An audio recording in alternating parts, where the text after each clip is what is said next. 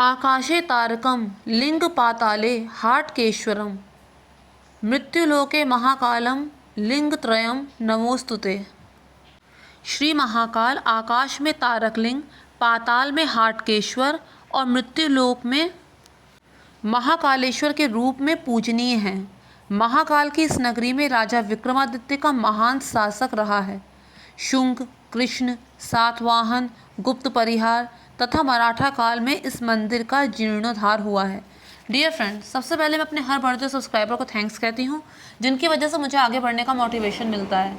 Title पढ़ के आपने जाना होगा कि मैं किस बारे में बात करने जा रही हूँ और मुझे पूरी उम्मीद है आप लोगों को मेरा ये वीडियो बहुत पसंद आएगा, तो प्लीज़ शुरू से लेकर एंड तक इसे ज़रूर देखिएगा। Thank you friends. Shri Mahakaleshwar Jyotirlinga Madhya Pradesh के उज्जैन शहर में स्थित है। इसे अवंतिका नगरी भी कहा जाता है। श्री महाकालेश्वर ज्योतिर्लिंग क्षिप्रा नदी के तट पर विराजमान है। यह मंदिर बहुत ही पुराना और कलात्मक है, जिसके गर्भगृह में श्री महाकाल दक्षिणायन होकर विराजमान है। चांदी की जलधारी के बीच लगभग 3 फीट ऊंचा यह शिवलिंग बहुत ही चमत्कारी है। संपूर्ण 12 ज्योतिर्लिंगों में केवल यही एक ज्योतिर्लिंग है जहां महाकाल को शव की भस्म चढ़ाई जाती है। प्रातःकाल 5 बजे मंदिर के कपाट खुलते हैं। 4:30 बजे भगवान महाकाल की भस्म आरती होती है। इस समय मंदिर में पुरुष वर्ग धोती बांधकर ही प्रवेश कर सकते हैं। महिला वर्ग भस्मारती में भस्म चढ़ाते समय अपने मुख पर पल्लू डालना आवश्यक होता है। ज्योतिर्लिंग के सम्मुख नंदी की चांदी की प्रतिमा है तथा पांडाल बड़ा ही विशाल है। पूर्व में यह छोटा था, परंतु यहाँ के प्रशासन तथा मंदिर ट्रस्ट ने मिलकर इसे काफ़ी बड़ा, लंबा व चौड़ा बना दिया है। श्री महाकाल के दिन में 5 बार आरती की जाती है। अब क्षिप्रा नदी का महात्म्य जो है उसके बारे में हम बात करेंगे। एक बार भगवान महाकालेश्वर भूख से अत्यंत ग्रसित होकर भिक्षा मांगने निकल पड़े। कठिन परिश्रम के बावजूद भी जब उन्हें भिक्षा न मिली, तब वे भगवान विष्णु के पास भिक्षा मांगने गए। विष्णु जी ने उन्हें अपनी तर्जनी उंगली दिखाई। भगवान महाकाल क्रोधित हो गए। उन्होंने क्रोध आवेश में आकर विष्णु जी की तर्जनी उंगली काट दी। तभी उंगली के कट जाने से उसमें रक्त की धारा बहने निकली।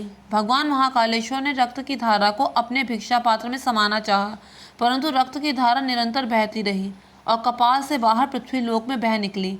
यही रक्त की धारा क्षिप्रा नदी के रूप में परिवर्तित हो गई। स्कंद पुराण में क्षिप्रा नदी का महात्म्य विस्तार पूर्वक बताया गया है। जो मनुष्य जीव इस जल में स्नान करता है उसके सारे पाप नष्ट हो जाते हैं, ऐसा कहा जाता है। क्षिप्रा के जल में स्नान करने के पश्चात महाकाल का दर्शन करने से मृत्यु का भय समाप्त हो जाता है। संपूर्ण ब्रह्मांड में सभी नदियों में क्षिप्रा नदी का जल अत्यधिक पवित्र माना जाता है। स्वयं महाकाल का अभिषेक भी इसी जल से किया जाता है और क्षिप्रा को पुण्य सलिला भी कहा जाता है। इसके तट पर महाकुंभ सिंहस्थ का भारी मेला लगता है।